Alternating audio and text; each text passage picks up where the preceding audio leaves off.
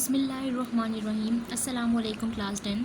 Today we are going to study about disorders of kidney. So let's start our topic. Kidney stones.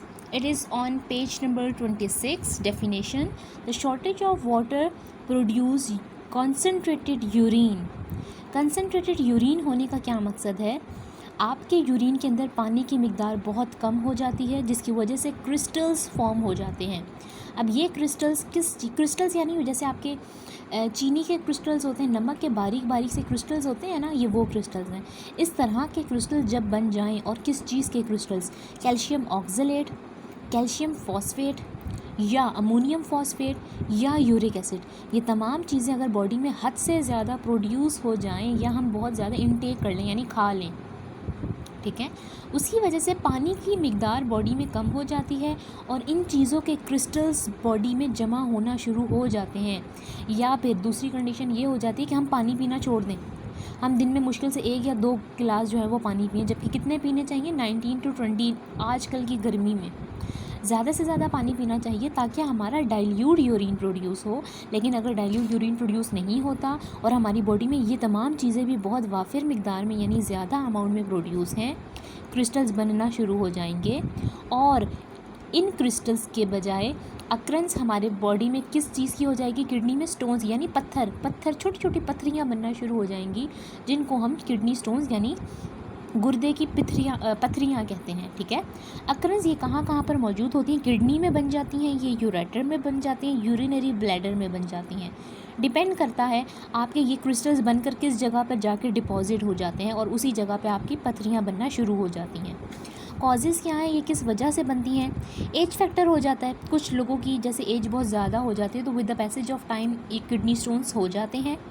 Infections हो जाते हैं बाज़-औक़ात kidney में, जिसकी वजह से ये क्रिस्टल्स बन जाते हैं। डाइट कुछ लोगों की अच्छी नहीं होती, वो ग्रीन वेजिटेबल्स नहीं खाते।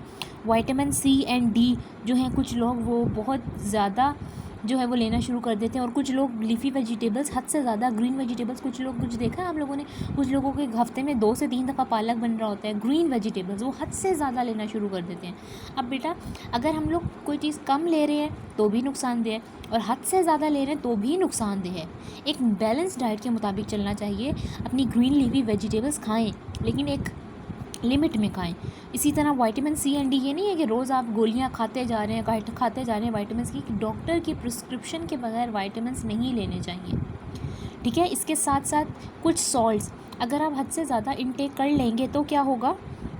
आपकी बॉडी में किडनी स्टोन का ख़तरा हो सकता है। इसके अलावा वाटर डेफिशिएंसी, कुछ लोग पानी बहुत कम पीते हैं और बाज़-औक़ात इस तरह भी होता है ना कि हम लोग रमज़ान में रोज़े रख रहे होते हैं तो हमारी किडनी में पेन होना शुरू हो जाता है। बाज़ लोगों को ये प्रॉब्लम हो जाती है।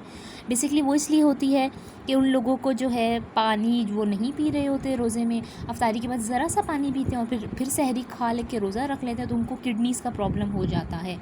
अल्कोहल कंजम्पशन, कुछ लोग हद से ज़्यादा अल्कोहल कंज्यूम करते हैं यानी बहुत ज़्यादा शराब पी जाती है, कुछ लोग पीते हैं जिसकी वजह से उनको किडनी स्टोन्स का प्रॉब्लम हो जाता है। सिम्टम्स आपके सामने हैं। पेन होगा किडनी में या यूरिनरी ट्रैक में पेन होगा या लोअर एब्डोमेन नीचे वाले पेट के हिस्से में दर्द होगा, हद से ज़्यादा वॉमिटिंग हो जाएगी और आपको बहुत ज़्यादा जो है वो यूरिनेशन करना पड़ेगा और आपके यूरिन के अंदर फाउल स्मेल यानी बहुत गंदी स्मेल होगी जिसको बर्दाश्त नहीं किया जाएगा, या फिर यूरिन में ब्लड या फिर पस भी शामिल होगी। ये तमाम सिम्टम्स अगर हो जाएँ और डॉक्टर को बताए जाएँ तो वो फ़ौरन समझ जाएगा कि इस बंदे के या इस पेशेंट को किडनी की प्रॉब्लम है। ट्रीटमेंट ऑफ किडनी स्टोन्स कैसे की जाती है? या तो पेशेंट को कहा जाता है भाई आपका इतना ज़्यादा मसला नहीं है, कोई पथरी वगैरह भी नहीं बनी है, आपका शुरू में भी स्टेज पे है, आप ज़्यादा से ज़्यादा पानी पियो, 90% वाटर कंज्यूम करोगे, आपका क्या होगा? किडनीज़ का दर्द जो है वो खुद ब खुद ठीक हो जाएगा। कहते हैं ना पेट में या किडनी में दर्द हो रहा है, ज़्यादा से ज़्यादा पानी पियो। इस गर्मी में भी ज़्यादा से ज़्यादा पानी पीना चाहिए ताकि हम इन बीमारियों से बच सकें। सर्जिकल ट्रीटमेंट, कुछ लोगों में ये किडनी स्टोन्स हद से ज़्यादा हो जाते हैं, पथरी इतनी ज़्यादा हो जाती है कि पानी उनका कोई भी जो है वो काम नहीं कर सकता, फिर सर्जरी की जाती है। सर्जरी के ज़रिए उन किडनीज़ को काट कर उनके अंदर थोड़ा सा कट देकर या चीरा देकर, जिसको कहते हैं, स्टोन्स को रिमूव किया जाता है। ये ट्रीटमेंट बहुत ही मुश्किल और बहुत ही तकलीफ़देह है। आज साइंस ने इतनी तरक्की कर ली है कि हम लोग इतनी तकलीफ़ को अपने ऊपर करने के बजाय हम लोग क्या करते हैं, लिथोट्रिप्सी का प्रोसेस जो है वो जो है यूज़ करते हैं। अब लिथोट्रिप्सी क्या होता है? लिथोट्रिप्सी एक प्रोसेस है, न्यू प्रोसेस है, एडवांस्ड प्रोसेस या फिर है ट्रीटमेंट कह सकते हैं। It is the removal of kidney stones by non electrical shocks. बिजली के मतलब एक शॉक्स ही दिए जाते हैं, यानी लेज़र ट्रीटमेंट आप कह लें किसी भी तरीके से, कि हम क्या करते हैं, लेकिन उसमें बिजली के झटके नहीं देते इंसान को, वरना बिजली का झटका एक लगा तो इंसान तो गया। ठीक है, नॉन इलेक्ट्रिकल इसीलिए कह रहे हैं कि वो बिजली के झटके नहीं होते, लेकिन उसके बावजूद एक शॉक्स होते हैं जो क्या करते हैं, ब्रेक करते हैं किडनी स्टोन्स को into a sand like particles. अब वो बारीक बारीक ज़र्रे, उनसे क्या होता है, वो बारीक बारीक ज़र्रे जो हैं वो पास हो जाते हैं यूरिन से। This process is lithotripsy. Lithotripsy आपको क्या है, it is an another method जिसके अंदर से किडनी स्टोन्स को निकाला जाता है। सर्जिकल ट्रीटमेंट भी अच्छा है, but this is the more मैं कहूँ कि तकलीफ़ दे है या पेनफुल है। क्यों? क्योंकि आपका पहले एब्डोमेन काटा जाएगा, फॉर एग्जांपल एब्डोमेन काटा जाएगा, फिर किडनी तक पहुंचा जाएगा, किडनी काटी जाएगी, कितने टांके आएंगे, कितने स्टिचेस आएंगे। तो ये इस प्रोसेस से अच्छा है बंदा कोई टाँका नहीं आएगा, कोई कुछ नहीं आएगा, और आपको लिथोट्रिप्सी के ज़रिए आपके किडनी स्टोन्स तोड़ दिए जाएंगे, और वो जो है वो आपके यूरिन के ज़रिए जब आप यूरिनेट करेंगे तो वो खुद ब खुद बाहर आ जाएंगे।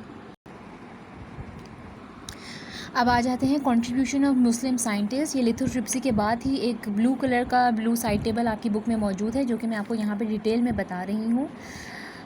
अबू नसर अल फ़राबी एक साइंटिस्ट थे जिन्होंने बहुत सारी बुक्स लिखी किडनी डिजीज़ के बारे में, यानी बहुत सी बीमारियाँ उनके बारे में बुक्स लिखी, जिनको पढ़कर हम भी अपनी किडनी डिजीज़ के बारे में जान सकते हैं। उसके बाद अबू अल कासिम अल ज़हरावी एक साइंटिस्ट है जिन्होंने इंट्रोड्यूस किया सर्जरी को, कि हम किडनी की सर्जरी भी कर सकते हैं और उसकी जो पथरियाँ वगैरह है वो निकाल सकते हैं। Removal of stones from urinary bladder, उन्होंने हमें यूरिनरी ब्लैडर के अंदर से, यूरिनरी ब्लैडर वो कौन सी जगह है? यूरिनरी ब्लैडर हम वो जानते हैं, ये वो जगह है जहाँ पे हमारा यूरिन थोड़ी देर के लिए स्टोर होता है। यूरिनरी ब्लैडर के अंदर भी पथरियाँ हो जाती हैं, ज़रूरी नहीं है किडनी के अंदर ही पथरी हो। यूरिनरी ब्लैडर के अंदर पहली दफ़ा हमें किसने बताया कि सर्जरी कर सकते हैं? अबू अल कासिम अल ज़हरावी ने बताया, और इनकी एक बुक है अल तसरीफ़, जिसका मतलब है द मेथड, तरीका। ये वो बुक है या ये वो किताब है जिसके अंदर उन्होंने 200 के करीब तरीके बताए, जिससे हम अपनी ये जो पथरियाँ हैं यूरिनरी ब्लैडर में या किडनी वगैरह में, इसको हम कैसे रिमूव कर सकते हैं, या हम सर्जरी कर सकते हैं, या सर्जरी के अलावा हम कौन सी अदवायात इस्तेमाल करके इसको जो है वो ठीक कर सकते हैं। आज का टॉपिक हमारा यही था। इंशाल्लाह जो हमारे लास्ट के जो रह गई हैं किडनी से रिलेटेड डिजीज़ और उसका क्योर, वो इंशाल्लाह हम लोग नेक्स्ट टॉपिक में कवर करेंगे। चूँकि हमारी एक्सरसाइज बिल्कुल कंप्लीट हो चुकी है हमारे लास्ट टॉपिक पे, तो इंशाल्लाह अब हमारा सिर्फ़ और सिर्फ 2 दिन का काम जो है वो ओरल है, और उसके बाद आपने सिर्फ लर्न करना है अपना रोज़ का रोज़ टॉपिक, और रिटन वर्क हमारा कंप्लीट हो चुका है। हमारी एक्सरसाइज के जो MCQs हैं वो इंशाल्लाह लास्ट टॉपिक, यानी जो हमारा परसों का थर्सडे का जो टॉपिक रह गया है वो इंशाल्लाह उसके साथ भेज दिया जाएगा। अगर कोई भी क्यूरी हो इस टॉपिक के मुतालिक तो आप मुझसे पूछ सकते हैं, इंशाल्लाह आपको फ़ौरन उसका जवाब दे दिया जाएगा। अल्लाह हाफ़िज़।